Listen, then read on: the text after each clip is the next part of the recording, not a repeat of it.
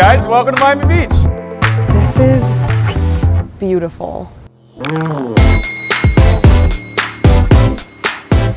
Hydrate this. 1942.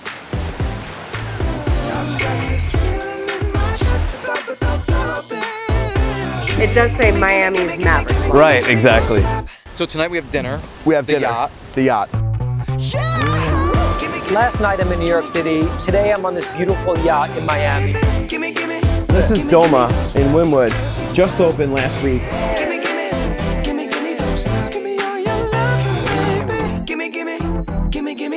We gotta go check out the rest of Miami. You ready? I'm ready. Come on. Let's go. We do it in the spirit of going against the grain of the negative media, giving inspiring information, and having people walk away from our show with something of value.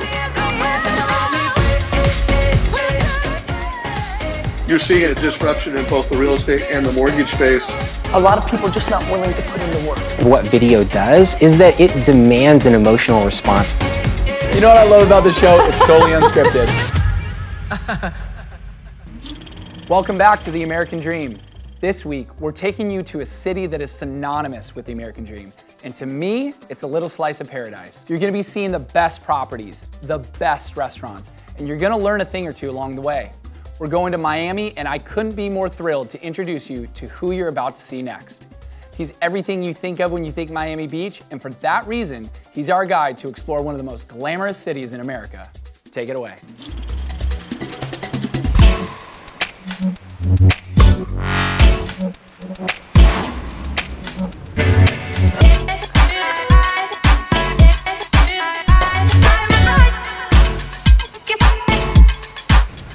Hey, sunshine. Glenn, what's going on? How was your trip? It was amazing. How are you? I'm doing great. Oh, good. Good to see you. How do you like South Point Park? Oh, this is gorgeous. I could stay here all day. All day? What do you mean all day? Why would I leave? We gotta get out of here. What am I gonna go see? Well, I do want to eat some Cubano sandwiches, and really, I want to know what Miami is like. Well, listen, Golden Girl, they have water in San Diego. We gotta go check out the rest of Miami. All right. Ready? I'm ready. Let's go. By the way, that's the Continuum. Okay. And that's the Portofino. So south of 5th, being one of the most wealthiest communities Yes. down here. It's got its own zip code, got its own school district. I feel the affluence here. Big time. Great restaurants, Smith & Walensky. You got Il Molino. Yep. Just great stuff.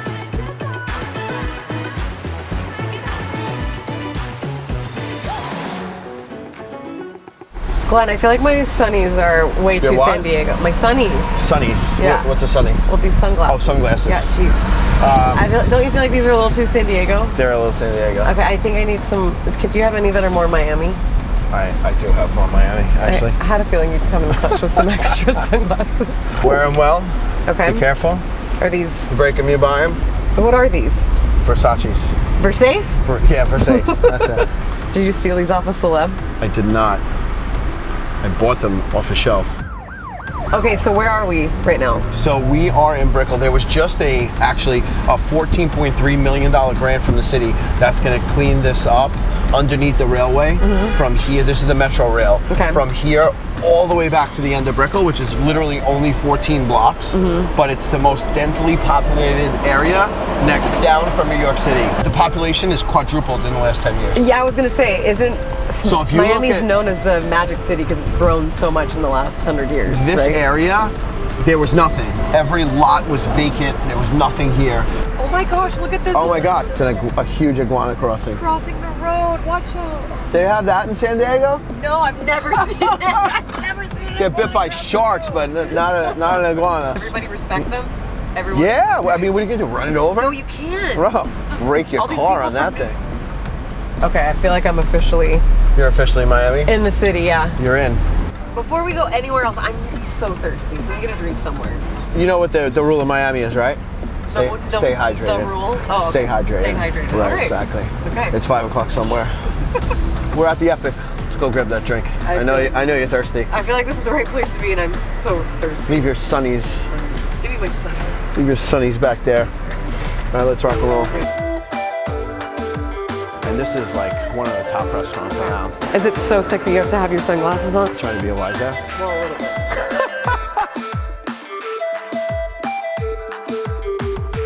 Hydrate this. 1942. So what do you think of Glen Asher, right? Snazzy, fabulous. We are so thrilled to be partnered with such a force in Miami. Up next, we have a special treat. We're gonna check out modern day Miami and blast ourselves into the past and explore a very significant home built by the maverick of Miami, Alfred Browning Parker. Check it out.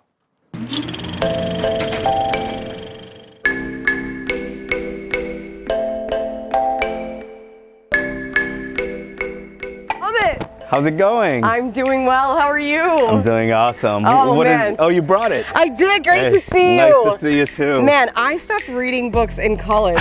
What is this? What did you send me? I'm glad you brought it actually. I didn't think you'd bring it, but I got to show you something. Come on. Okay. So I'm really excited about this place, and Man. hopefully it starts to make sense with the book. This property is amazing. And look at this. The architect, this is one of the most famous architects. Okay. His name is Alfred Browning Parker.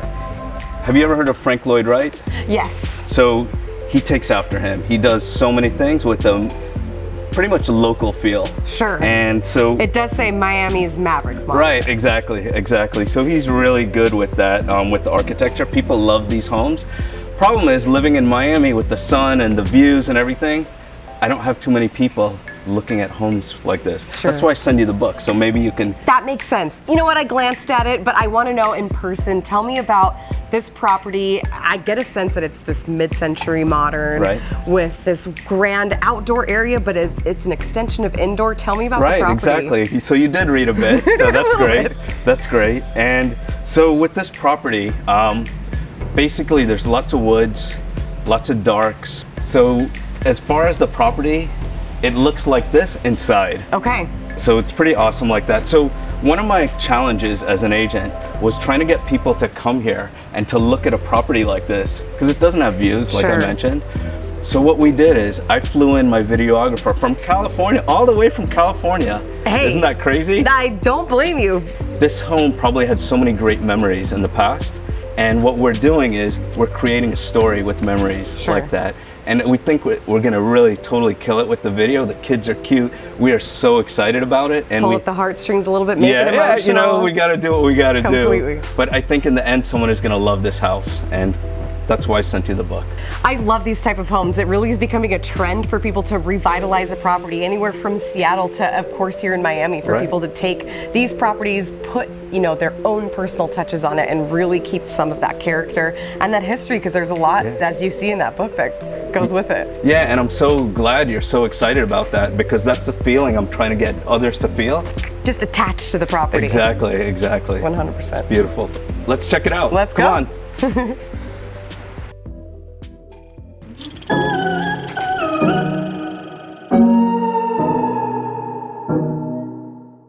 Alfred Browning Parker lived from 1916 to 2011, and he was a modernist architect who is one of the best known post-World War II residential architects. He gained fame for his highly published modern houses in the region around Miami, Florida.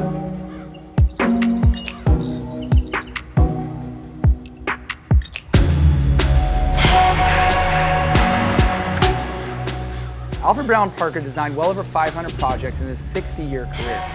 Most notable were his own homes, especially the homes he designed for himself on Royal Road and in Gables Estates.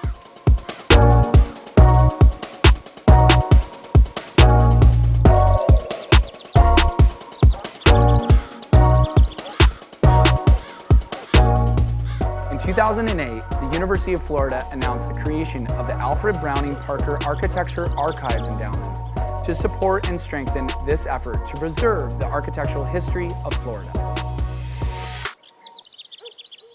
You've seen that old, now you're gonna check out that new. People don't say new. It doesn't sound right. Hit it.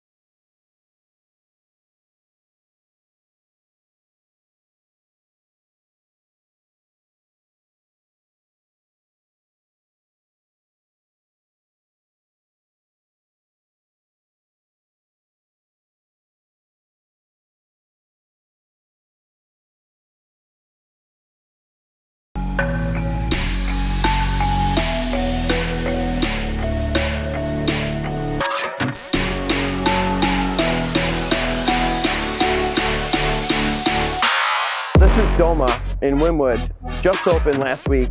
Really hot spot.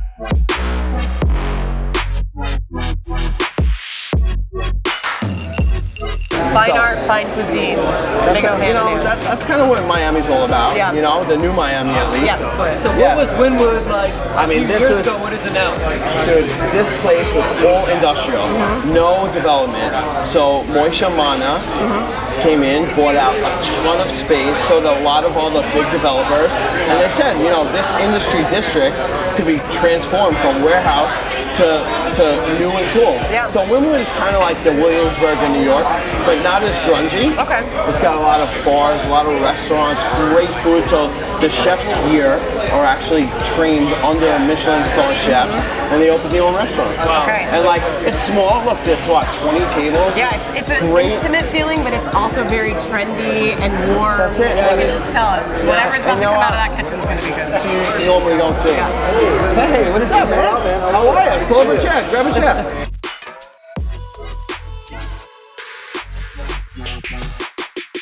We're here to experience Miami. He's brought us to the best restaurant in town. So I told him, smart man.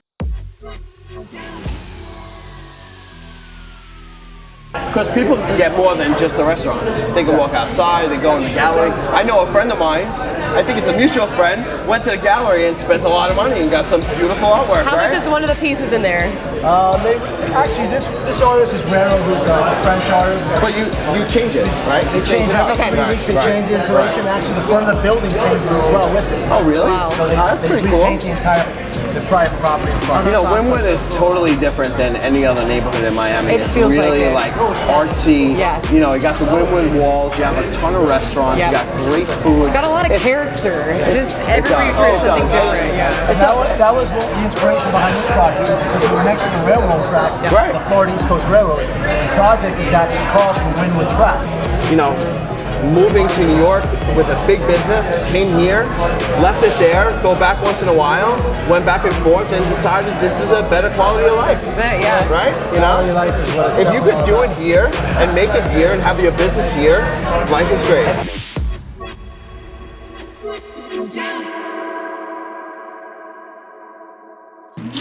I mean, that place looked awesome. A restaurant built into the train tracks with its own gallery next door. Miami has got it going on.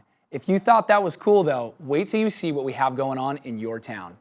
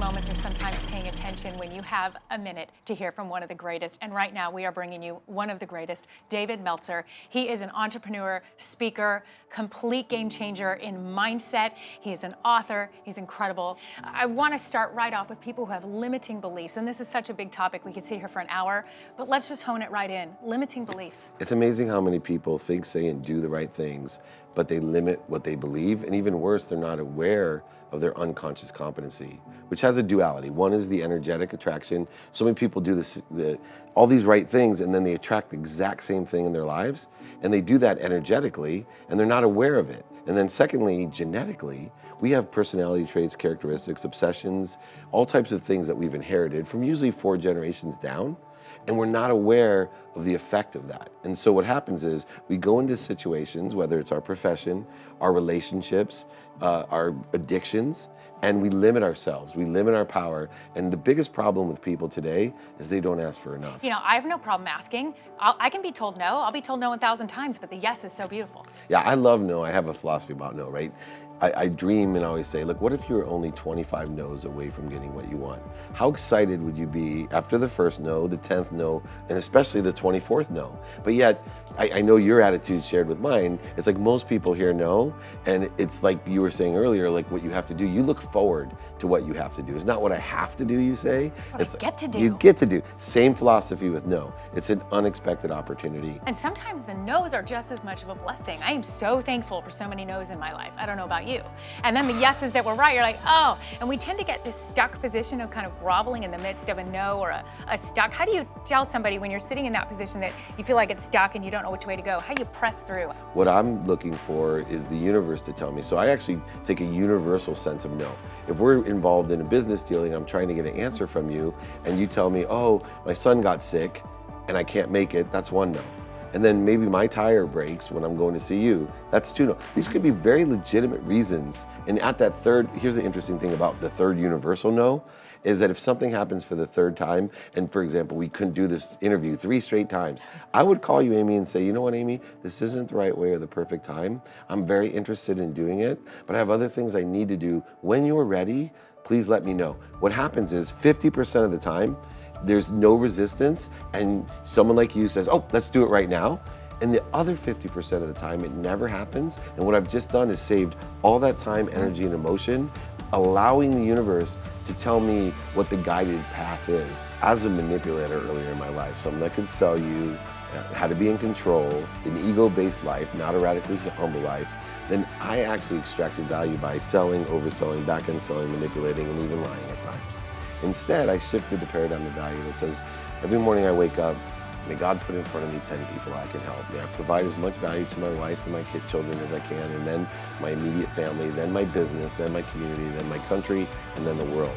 And every single thing that I do is just based on how much value I can provide, trusting in what we talked about earlier, that I create a void for the universe to fill.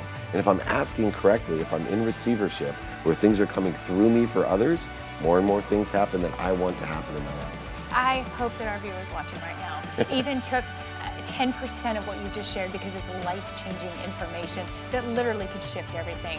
And I can't thank you enough for being on the show today, bringing this. I hope that everybody realizes to follow you online, because even watching some of your videos, they're funny, they're informational, it's awesome. They could get nuggets every day that could help change this mindset, because it only takes a little bit of time for something to become a habit. You just got to do it. And you got to do it every day, consistent, right? Absolutely. Thank you for coming on The American Dream today. An honor to meet you. It's a dream to be with you, Amy. Thank you. Make sure you follow David Meltzer. Follow us here at The American Dream. Check out his stuff. Follow the positive message that is being sent out. It could change your life. We'll be right back with more. At the end of the day, nothing is promised tomorrow, so it's all about living in the moment today.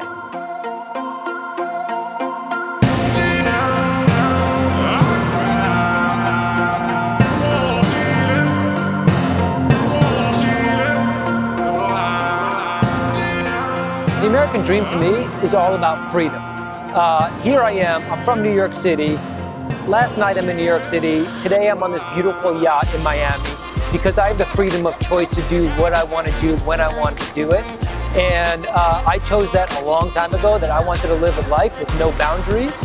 And that's why I'm here, and that's why I'm supporting the show. It's all about living in a beautiful city, doing what you want to do, when you want to do it, with the people you love, and just having the time of your life every single day.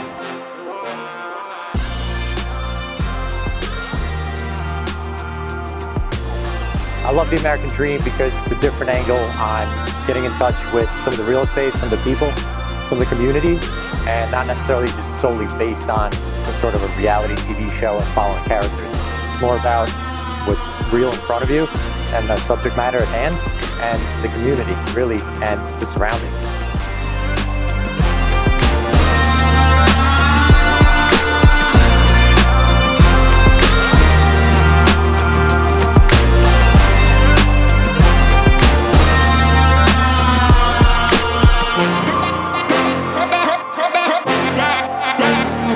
When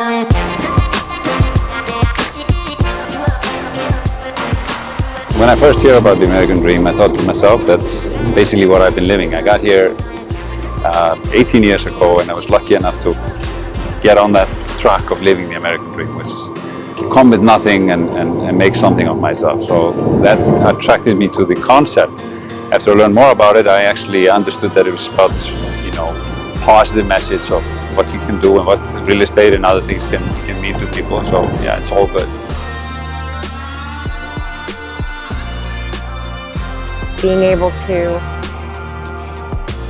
provide the best possible life and legacy for my children and for my family, living a life of ease and comfort. And I think I've persevered and had a lot of tenacity throughout mine in order to create something, and to live here is like a dream.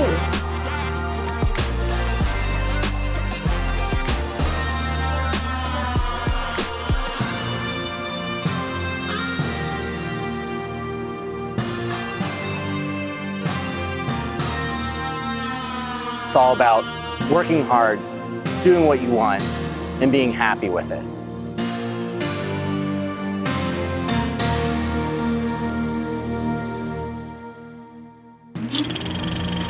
Glenn, why didn't you take me on that boat, buddy? I've got my white blazer. I mean, these guys are living the American dream for sure. If you think you have a great story for the American dream that tells a story of both real estate and entrepreneurship, we would love to have it on our show. And until then, dream on and dream big.